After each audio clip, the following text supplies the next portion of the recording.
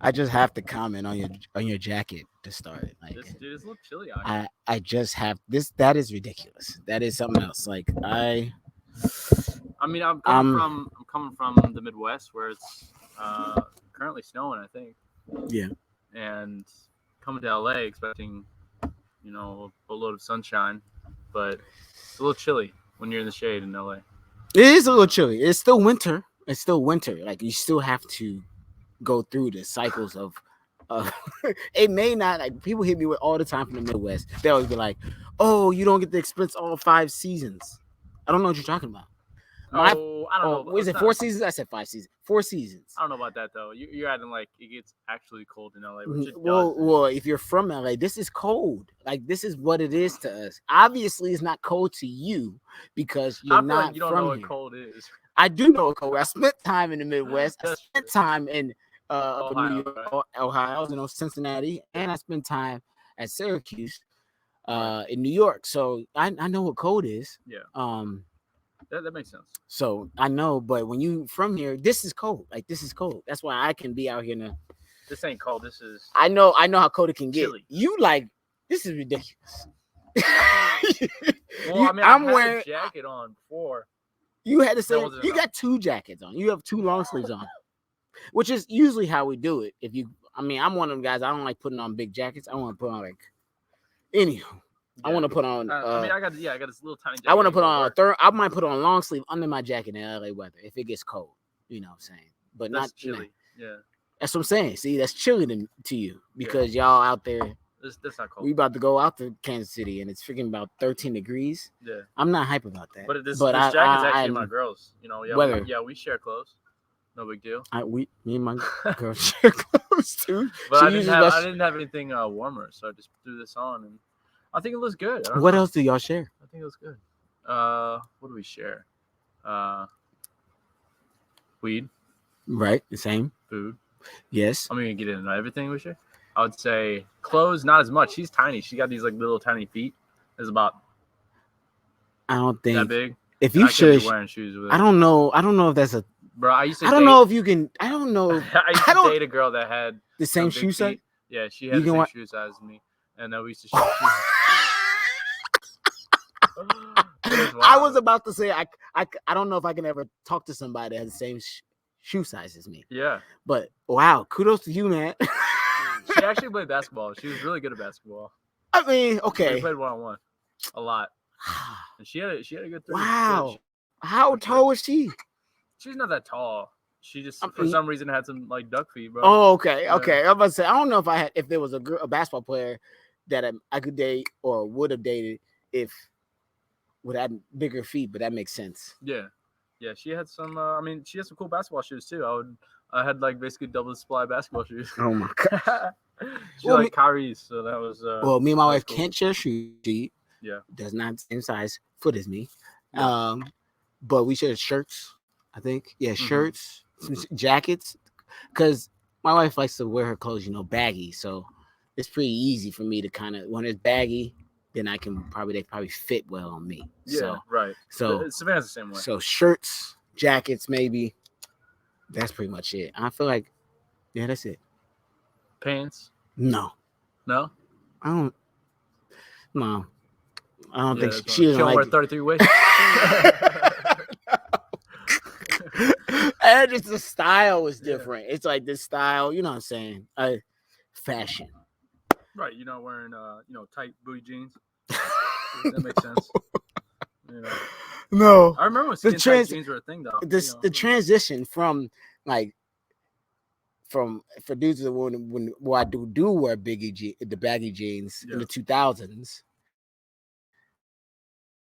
I look back at those photos and I'm like, why? The jean is so big. There's so much material. You're talking about like boot cuts, or you're talking about like the baggy ones? The baggy, just in general. Remember, there's a baggy phase, the big white tees and the big jeans with it, with the belt buckle.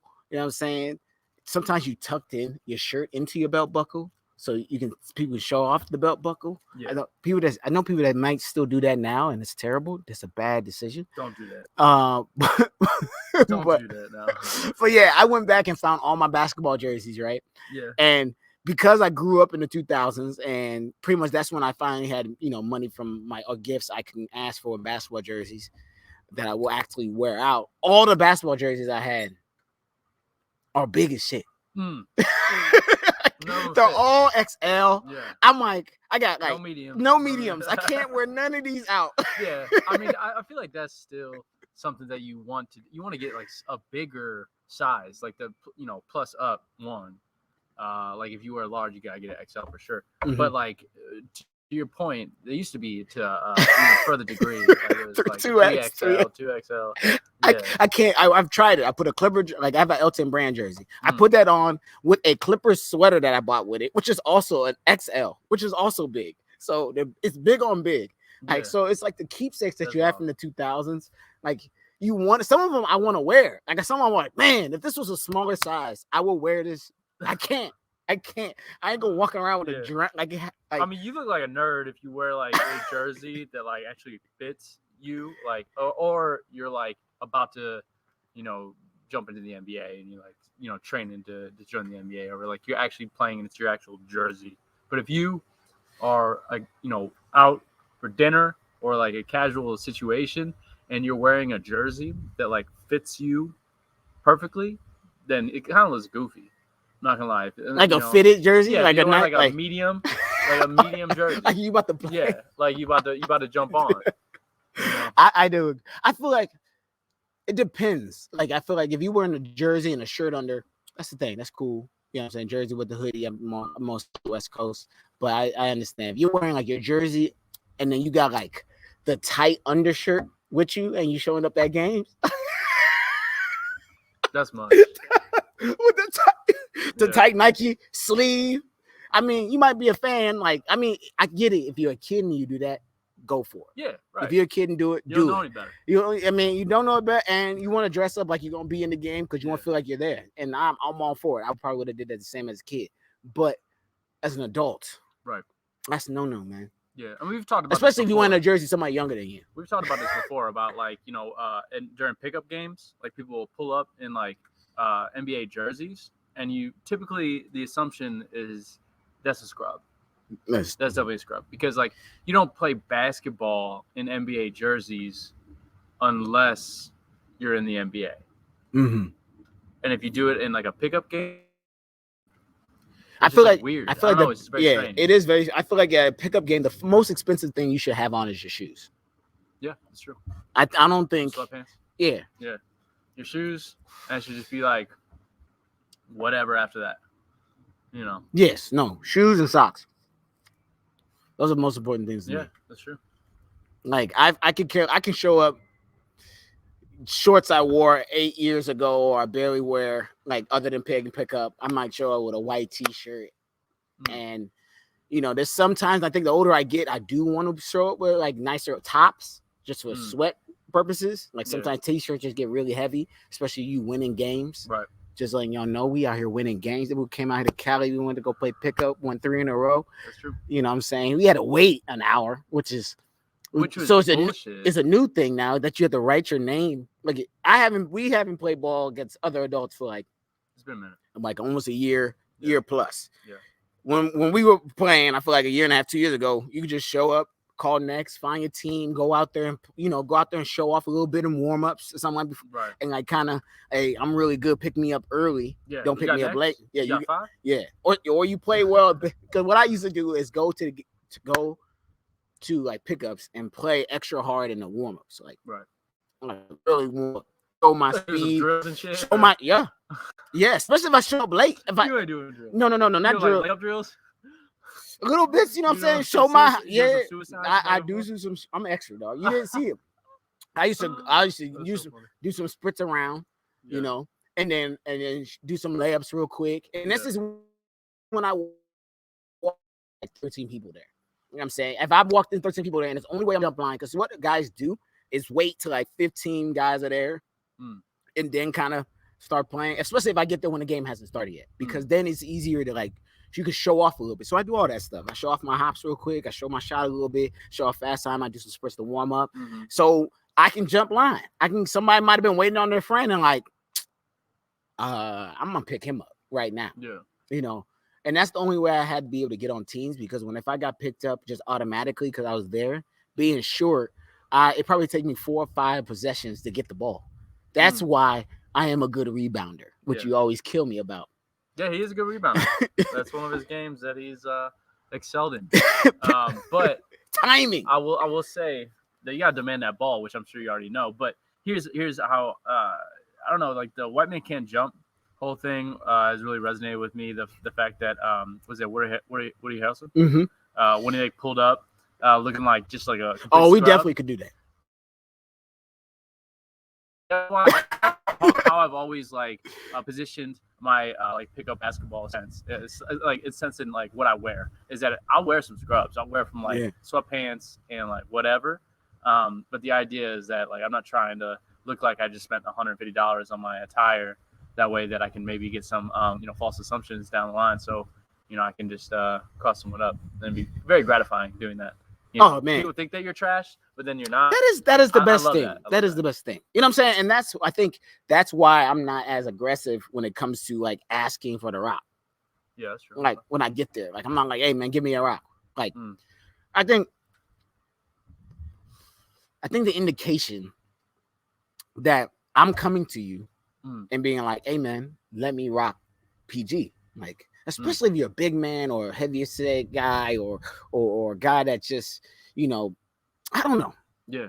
I judge a little? I might judge. When I walk in, and that's what you got to do with pickup games. I feel like there's a lot of judging going on in pickup games. You have to. Yeah. Especially off top, because especially when you get there. Yeah, you can definitely be selective on who you're getting. Like you can tell right away, like if your team's gonna be good, and you can tell.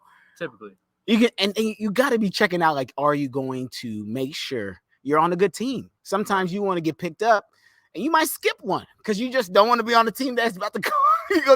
Like I watched y'all play a little bit. I'm good. I'm good. But my whole thing is like you're not necessarily demanding the ball, but there is the type of player that when there is a defensive rebound and you change possessions and okay, now you're moving to the other side of the court, right? You have some players that just put their head down and start like going down the court. Then you have other players that are like looking for the ball and like kind of stay and slow down a little bit and like walk with the person that has the ball elsewhere. And you can usually tell, be like, bro, you just pass it. Like, you don't need to be dribbling or bringing the ball up. No. I don't. I just don't think. You just give him that look. It's like, are you really gonna try and Simmons this? And that's why I have to get rebounds. That's why I have to at the time like I have to grab a rebound. Like I have to go down in there. No one for one, the guy guarding me doesn't expect me to go grab a rebound. For one, he's just assuming I'm gonna stay on the outside. Yeah. So I go grab 1 or 2 rebounds and just press it because I'm fast. So I feel like I grab the rebound and go. You know what I mean? Yeah. Even if the guys are ready to go or not, I don't care. Like at that point, I'm getting this bucket. Somebody gonna run with me. Usually it's a young cat that can keep up, and usually they're not strong enough. So I usually back them down and do a little layup. You know what I mean? Yeah. Monty Williams would appreciate that. Yeah. You guys are on a streak. Yeah. Are you good? I'm good. It's done. Yeah, Monty Williams. Would appreciate that very much, and congratulations to him on the All-Star nod, I guess, for the coaching staff, which is dope. Yep. I'm all for giving Monty Williams praise. Whenever Tibbs and the NBA shafted Monty last year with the Coach of the Year award, I was not too happy about that because I think just Monty is like a Class A character, and I think he deserves the credit. And same thing with James Jones and a bunch of other people. I mean, that's what it was weird. They gave James Jones that year. Yeah, that year, and they didn't give. Well, and the coaches, or like I guess, how's the first vote go? Is like the internal vote. Yeah. And all those, the coaching staff, or I guess the other franchises, voted Monty. But then for some reason, the ranking system with the follow-up vote that concluded the whole. Oh, total, so the rankings of the media is ranked like the weight of the media voting is weighted higher than. I don't know if it's weighted higher, but it has to be if all of the NBA voted for Monty and so what media I heard, voted for Tibbs. And then that's the only votes there. There's no fan vote in coaching. Yeah, so I had to be the media that swayed it, but I'm not sure if it's weighted more. I think what I heard was that the way that it's ranked, that I think Monty Williams got more first place votes, but then Tibbs got like more second place. It was like some weird ranking system to where Tibbs ended up getting it. which is fucking bullshit. I'm sorry, but I do not think Tibbs is a better coach than Monty Williams, and that's just my opinion. I know there's some Tibbs lovers and haters out there, but I think Monty deserved that. I don't think Tibbs has been on how many teams? I think it was an attempt to build up the Knicks franchise, bro. I think that has to be an attempt. Look, that's just how it is. People want to go into the conspiracy thing. Oh, it's a conspiracy. Look, you got to push your best product. Right. It's everything. Follow the dollars. That's it. Everybody in business, you do. If you're in a business, you're pushing. You want to push the best product, whatever business you're in, to get more money. If that product's been, especially over years, if you've been pushing the same product, how long the Lakers and the Knicks have been alive, they're always popular. No matter what, as a disaster, they're popular, and when they're good, they're even more popular. You know what I'm saying? So that's what doesn't leave the minds of the NBA. People running the NBA. Right. So the narratives. Yeah. So did Tibbs deserve it? Absolutely not. Was he second? Yeah. So I think, it makes sense. But the Knicks and Lakers are always going to be. That's why the prime focus. And if LeBron, think about it. Before LeBron got there for 7 years, they weren't good. Yeah. They were not good at all. Lakers were all over the place. You know what I'm saying?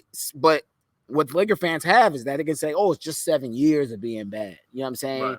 We have championship before that, and we have championships after. So you know what I'm saying? It makes sense. You can have some down years as a franchise. But the Knicks, though, they've been trashed for a while. They've been trashed for like Patrick Ewing. Right.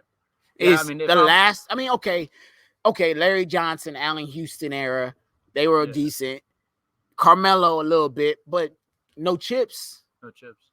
You know what I'm saying? Even though we're talking to people that ain't got nothing at all, but our teams in the last 20 years it makes sense. If I'm Adam Silver, I'm trying to revive the Knicks franchise. I know they have their fan base, but they've been so dirty trash for a while that you want to try to bring some more attention there. I'm not trying to get in the conspiracy thing about Tibbs and Monty and connect that, but in the end, I think it was bullshit how Monty didn't get that award, and giving him kudos for getting the All-Star nod for the coaching staff, and well deserved. He's a fucking great guy. And that is just the starting point for you in the All-Star game, because your boy Devin, not a starter. He's definitely an All-Star. Yeah, but not a starter. Yeah, I think it's fucking bullshit. Fuck, where do I even start? So I'd say that Devin Booker has been balling for a long fucking time, and people need to wake the fuck up if they haven't noticed it by now. I think there's this whole media narrative in response to Devin Booker not getting the All-Star starter position. That he gets overplayed, and it's like, oh, okay. If you're gonna put someone in, who are you gonna take out? The answer is Andrew Wiggins. I'm gonna take out Andrew Wiggins. So don't ask that dumbass question unless you want me to fucking come at you with that fucking slap, bro. Because it's clear that Andrew Wiggins is the guy out. Now, if you want to argue should John Morant or Steph Curry be sitting, that's potentially another story. But the clear guy that's left out in that equation is Andrew Wiggins. Now, let's talk about John Morant and Steph Curry and Devin Booker.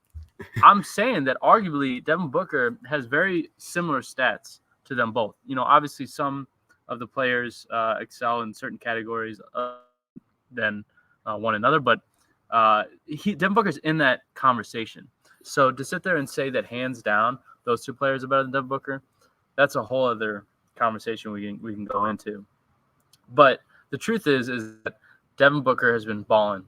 In the past 9 or 10 games, he's averaging over 30 points, and he's clearly our leader. Chris Paul is our closer when it comes to down the stretch, just because he's a veteran and he's point guard, and he deserves that closing shots and then just have the ball in his hands. Mm-hmm. But Devin Booker is our volume scorer, dude. He's our fucking our main guy that leads our franchise, and he has been for the past 7-8 years. Mm-hmm. So I don't know. I don't get it. I don't understand why Devin Booker doesn't get the credit he deserves. Is it because he's quiet and he's reserved?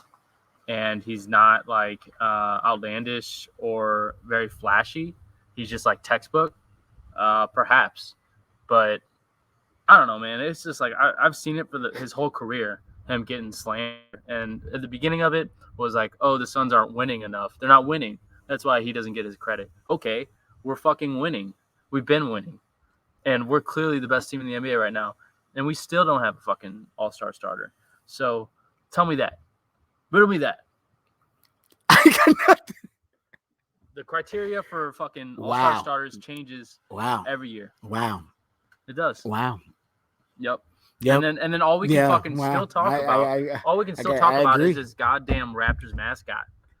And that's still the thing that gets brought up. And like, how about we talk about the fact that we're on another Josh doesn't like the media at all right now. No, except there's a few. You know, JJ Redick, shout out to you. And JJ. Richard Jefferson should real I mean, they voted that when they said who's the most important son, Richard voted Ayton. Which is so stupid. The guy's missed like 20-something games. Like, what are you talking about?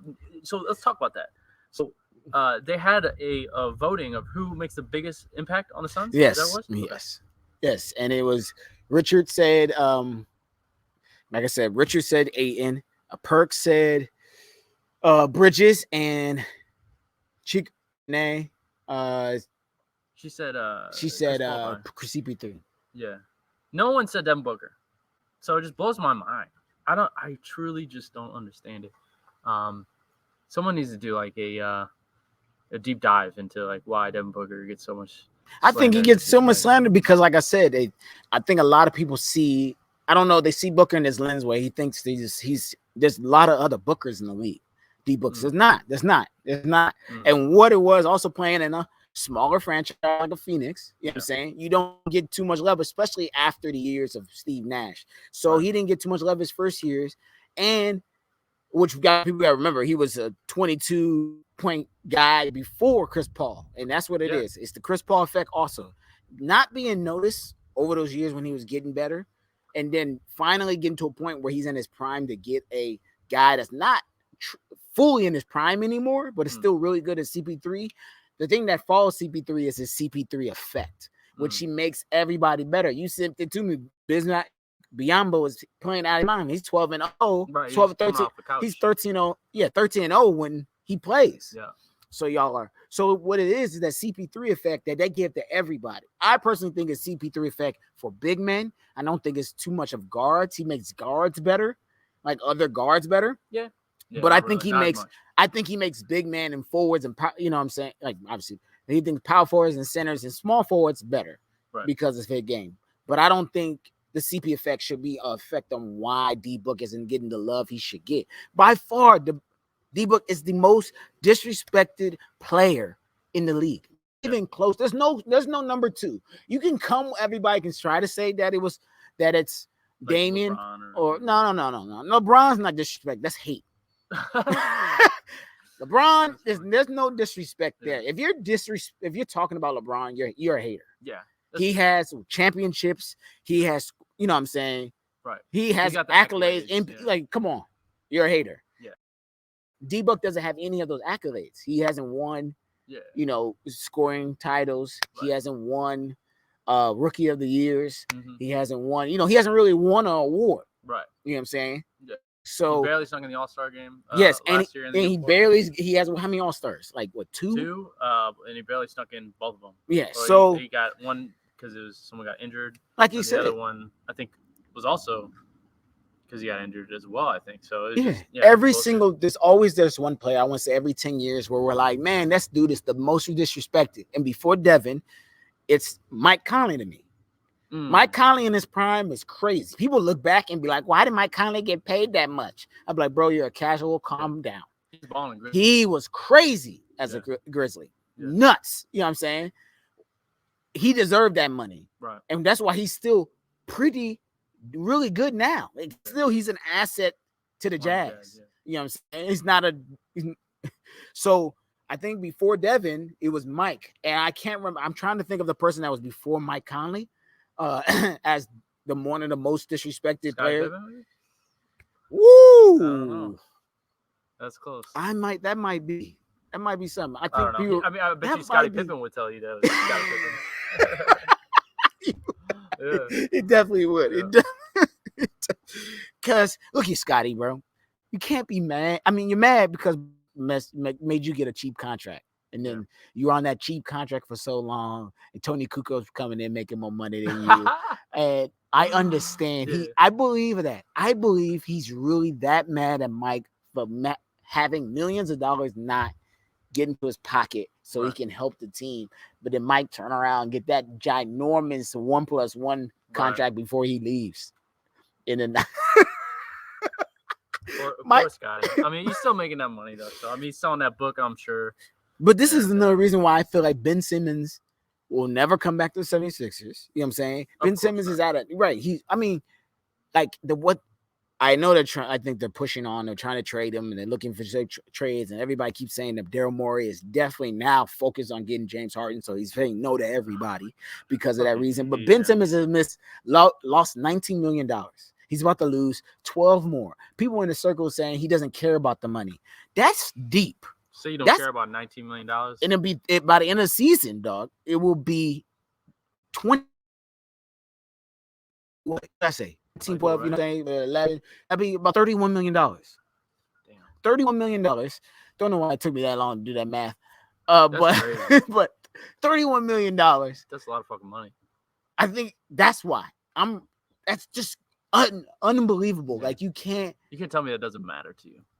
$31 million. I mean, obviously you gotta take out how deep the hate is. That's how deep the hate is, dog. You know how deep hate gotta be.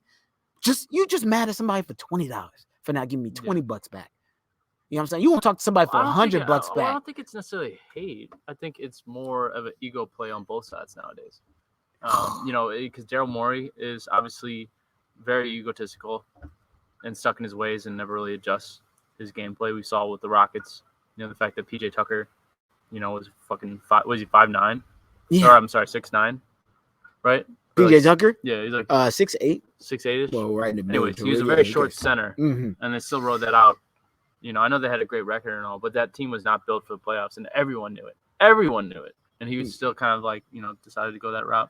And then this whole Ben Simmons thing, everyone believes that this is the time to sell Ben Simmons to another team or trade him to another team because, you're only degrading his value if you sit him the whole year.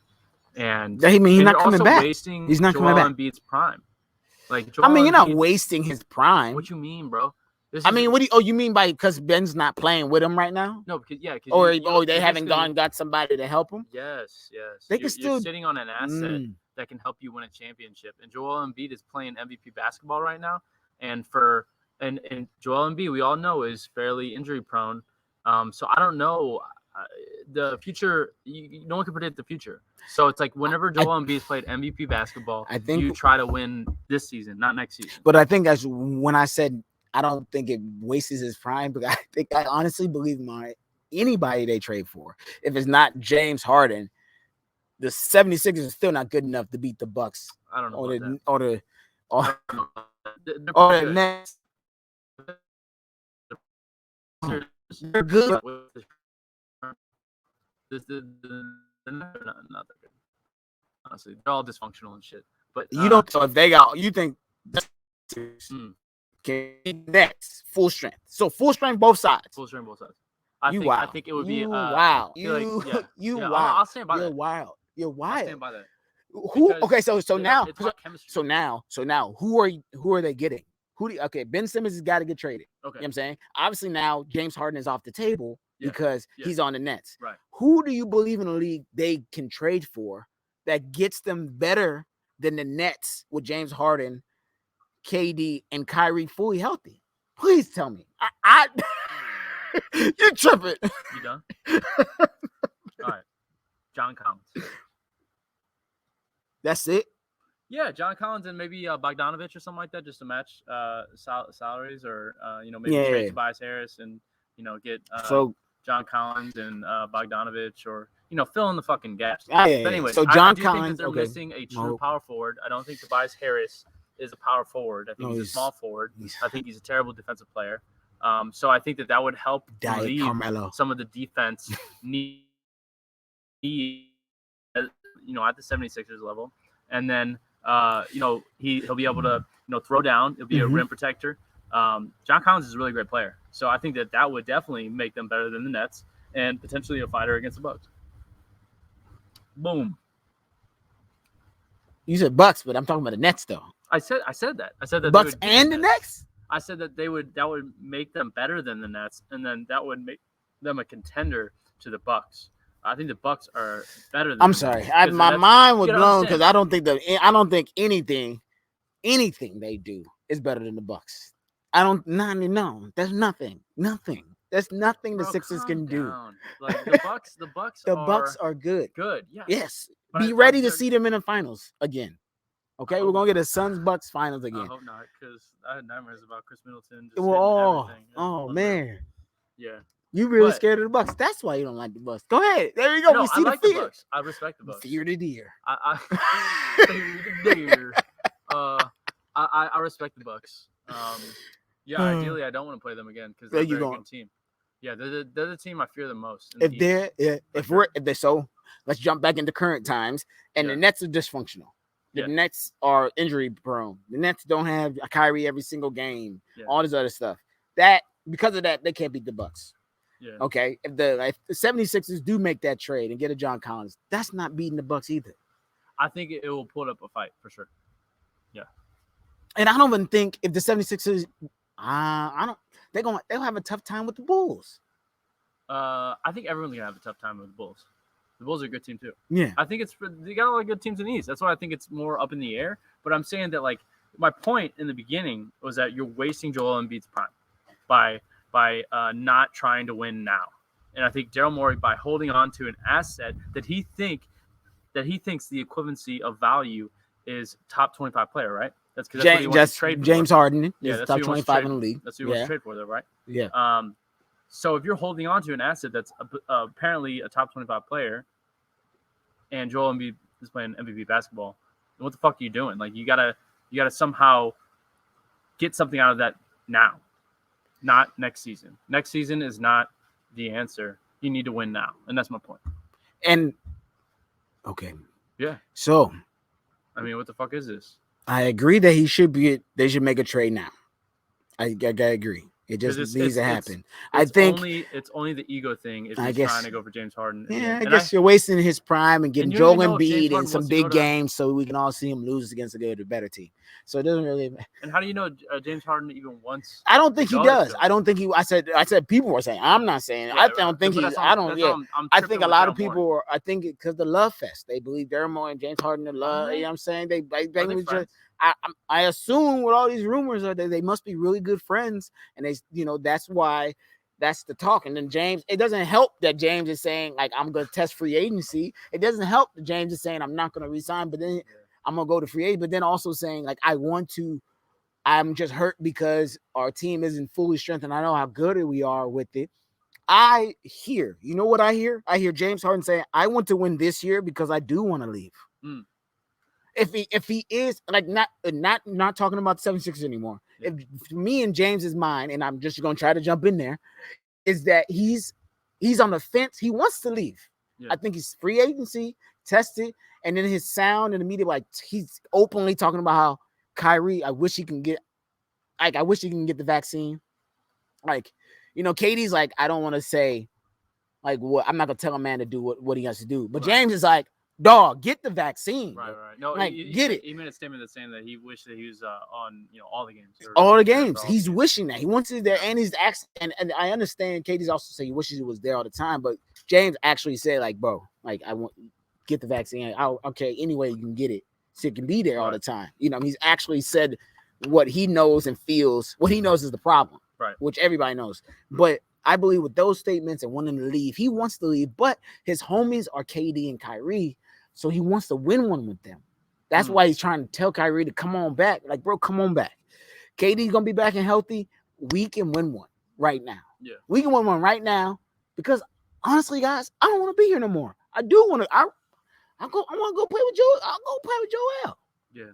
Joel and an owner that's going, I didn't know Daryl Morey and James Harden. And then not owner, but Daryl. What is it? GM? I'm not going blank. He's the owner. Owner. Right? No. No, he's a GM. GM. He's a GM, right? No, Daryl ain't got that type of money.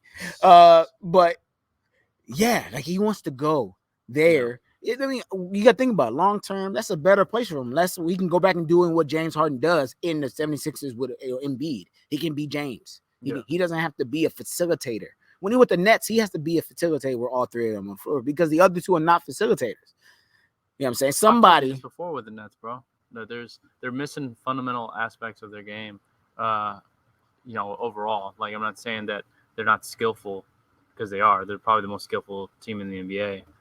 If you put it on paper, but as far as like cutting to the basket, all that kind of dirty shit about basketball that people like Mikal Bridges excel in, they don't have those type of players. They have, like Bembry and fucking Bruce Brown.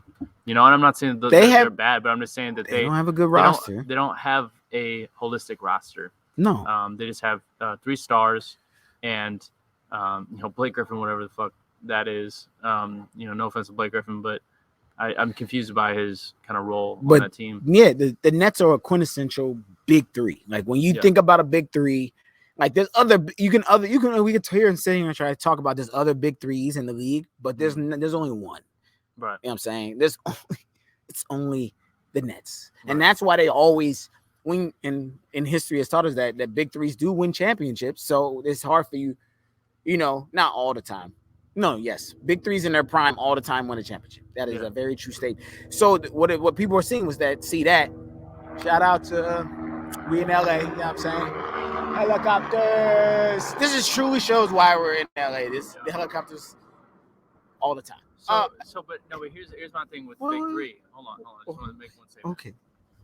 The big three has been notoriously the go-to if you're trying to win a championship. Yeah. But out of that big three, there's typically one player that is notorious for defense. And within the Nets big three, they're all offensive players.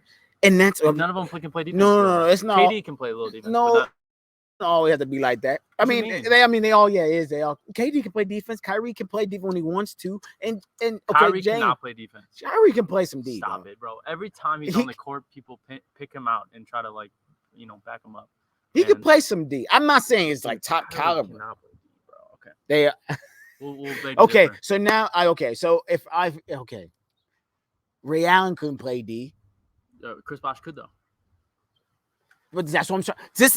So I just mixed. Yeah. I didn't mean for you to do that because without the Ray Allen, I was thinking about was the Celtics Ray Allen when he was actually part of the big three because they were in the prime. The big. You make my other point that the reason why I always pick the Bucks over the Nets. No, hold on. Every time last year when you picked the Nets to beat the Bucks and the Bucks made it. No.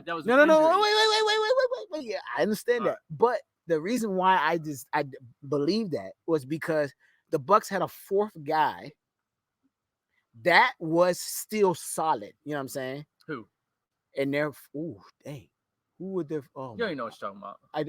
Because it wasn't the Bucks I was gonna pick. I wasn't gonna pick the Bucks. I was gonna pick the Bucks. I'm tripping right now. Chris Middleton, Drew Holiday. Giannis. I'm having a brain fart right now. Stop. Brook Lopez. Stop. I had Brook Lopez. Stop. I'm dead serious. I'm dead serious. Brook Lopez. Stop it. Bro. Yes, I do. Brook Lopez was an all-star. Well, he's not playing for the Bucks anymore, and the needle has not changed whatsoever. He's hurt, but he could come back for the playoffs. What's that mean? The fourth guy. They had a fourth guy that was solid at defense that can make big buckets, which he did in the playoffs. He was healthy. He was it was E9 in the playoffs. Yes, he played. Yeah. And he was really good in the finals. He had, you know what I'm saying? I thought he went down. But sorry for my brain fart, but that's who I was talking about. Brook Lopez was that fourth guy. For the Heat, the fourth guy was Ray Allen. For the Celtics, that fourth guy was Rondo. You know what I'm saying? So they had a fourth guy that was really good. Ooh, no. Come on, the Nets don't have that fourth guy. That's why I picked the Bucks last year because they don't have that. Who's the fourth guy? That's not a good fourth guy. So you're saying that Brook Lopez is better than Blake Griffin? In the finals, yes, he was. That's not fair. I think okay, let's not forget Brook Lopez's history. My dude, when the Nets were good, Yeah. He was a few years ago. Their main guy was Brook Lopez. He was true. an all-star. He's not a scrub. He's average. He's above average.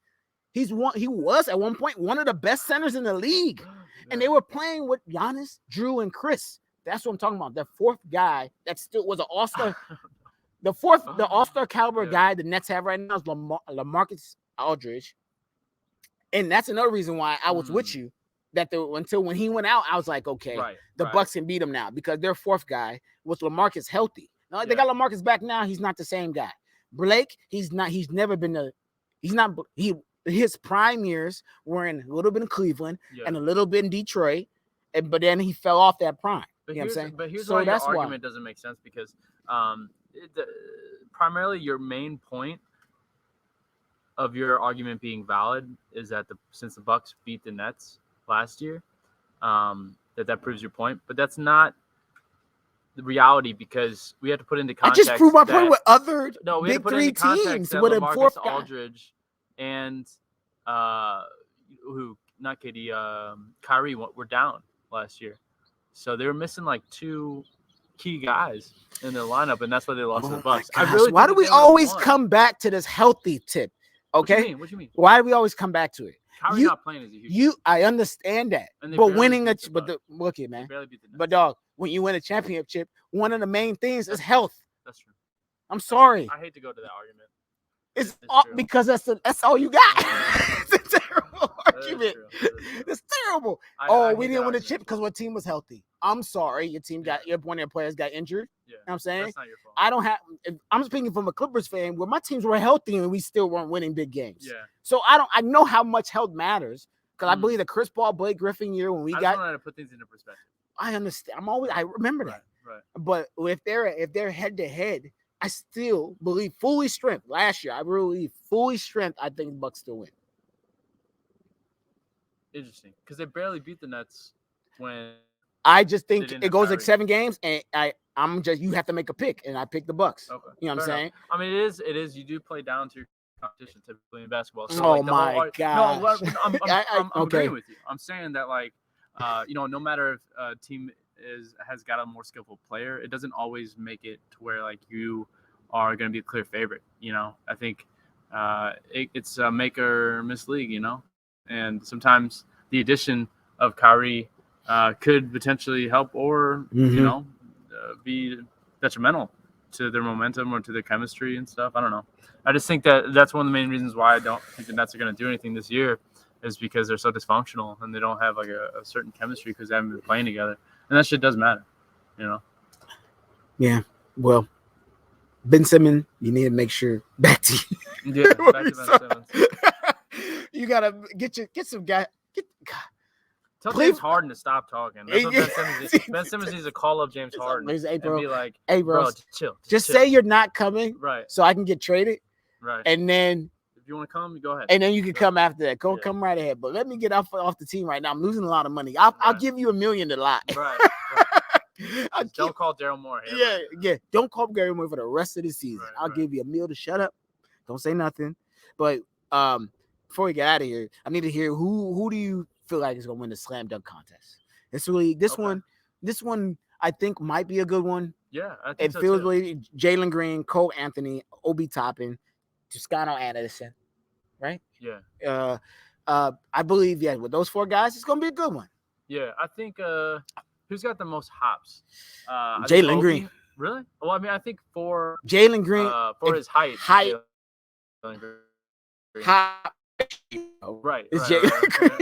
Right. Obi Toppin, I think he get up probably the highest. Pretty taller. Tallest. That's going. Where's he gonna be at? Where's the All-Star game gonna be at? Cleveland. Cleveland. Okay. So there's no Cleveland person. Nobody pretty much. I think nobody calls from. I think Atlanta. I think Jalen Green might win it. Just because he needs it. He's more athletic. I feel like than all of them. Just with his size. Mm-hmm. And he probably could do something crazy. Obi Toppin though. Juan. Toscano? Yeah. He did dunk on JaVale McGee. He did. Pretty big.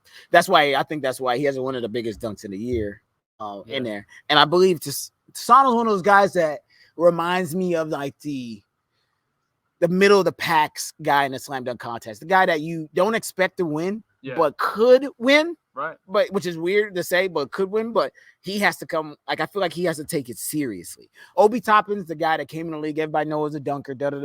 And that's why I'm sorting him as a loser. He gonna lose because I just think playing in New York, things like that. I think he's hungry for people to know he can do crazy dunks, but I don't think he's hungry enough to. I don't think he's gonna do something crazy enough. And I could be wrong, but crazy enough where you're gonna be like, oh my gosh. I think Cole Anthony is gonna be the hungriest person in the slam dunk because I know no one's picking him to win. Right. So I think he might come with some crazy stuff. He's young cat. He can throw down. He can. Sure. He got some bunnies. Yeah. But I think Jalen needs this. Right. In order to like, he's getting a lot of slander right now. Oh, because he's been playing terrible. Yeah. That's true. But everyone like knew he 10 was points. A shooter. I mean, but gosh, yeah. But man, it's been bad. Yeah. Yeah, you know what I'm saying? He just needs to pack on some weight. Honestly, I think that's one of the biggest things. If he was too skinny, yeah, he ain't gonna pack on. He got that. Didn't you just say somebody said his ceiling is Jordan Clarkson? Yeah, someone said that. That's disrespectful. Dr. Guru, the Twitter, Dr. Guru is my least favorite Twitter. The guy is very popular, I guess, amongst the Twitterverse, but he has, a tremendous amount of consistent bad takes. Like one of them being that Giannis is never going to win a championship if he's the number one. Dumb. And then this one, which was Jalen Green's ceiling is Jordan Clarkson. No disrespect to Jordan Clarkson. He's really, I love Jordan Clarkson. Yeah. But let's be real. Like, how can we judge his ceiling already? I mean, the dude is, how old is he? 17 or 18? He's 19 years old. Anyways, he's fucking young as shit. He's tiny. He's gonna get bigger. He's got bunnies. He can. He's got the skill. He just needs to figure it out. I mean, focus on the jumper. Yeah, he get a jumper as a wrap. He's quick. He's fast. Right. He can get by people. He's still driving ability. He got handles. He got everything. The jumper is not NBA ready. Right. But bro, he's 19. Yeah. Get it together. You're figuring that basketball's full time for you, bro. You're gonna be able to figure that out, hopefully. Yeah. But yeah, I think his biggest flaw right now is just his weight, and he might get pushed around a little bit. So that's why I think he'll be all right. I'm sorry. Not everyone can be Ja Morant. I'm sorry. Like his dunks look crazy in games. Like Jalen Green's dunks look amazing in games. Like open top is a dunk look heavy. You know what I'm saying? Like you can dunks look real heavy. Not really. Like it could be flat. That heavy dunk. Sano, I mean, you're tall and lanky. I don't really think you have. No, I've never really ever seen him dunk. So you might surprise me for real. Like I've never seen Deshaun. I've never really seen him do anything flashy. I've just seen him. I'm not a Warriors fan, so I don't watch Warriors games. So maybe he does. Well, he shoots like 3 shots a game. I mean, he's a role player. Yeah, I don't see him like Warrior games, but I've seen a lot of Jalen Green, and I've seen a lot of Cole. Yeah, we've seen Jalen Green for a while now. See, here's my thing about Jalen Green, and if there's one tip, Jalen Green, if you're out there, I got a tip for you. Hang out with Devin Booker, bro. Learn some tips from him because the thing about Jalen Green's game that I think isn't sustainable is that he shoots a lot of difficult shots, like a lot of low percentage shots, like his jumpers in particular. He, is off balance or like fading away, or they're very flashy and they would look dope if they go in, and sometimes they do go in. But if you're taking anything from Devin Booker textbook, is that he shoots high percentage shots, and they're not always flashy, but they're where he's comfortable, and he is open whenever he's shooting, and it's very fundamental. It's not fading away. Typically, he just gets to his spots, and he loves those kind of elbow jumpers, dude. That's how he can live. So, got the hops for it. Out there, bro. Definitely got the hops for it. Hang out with Devin Booker more. All right, well, that's Chasing Chips. Yes, sir. It's got a little chilly out here. This dude over here. I'm warm, bro. I hear him, so I'm gonna get back inside. You know what I'm saying? I'm not sweatsuit. I'm not out here with a Anywho, whatever this is. for the audio people, Josh is out here in like this fur coat. Yeah, that's nice. And so, that's it. Audio. That's it. Audio people. Audio people. The I audio. don't know. I'll cut all this out. Yeah. But yes, thank you for watching Chasing Chips and listening. I'll cut that up too. Jeez Louise. Yeah. Just end it. Bye. See you later. Bye, thank you for listening. For I don't know what I'm talking. All right. Bueno. I think that was good. That was really good. We're going into a lot of depth of things that They have nothing to do. Yeah. Let's start we the can whole. clip some stuff out, but we are.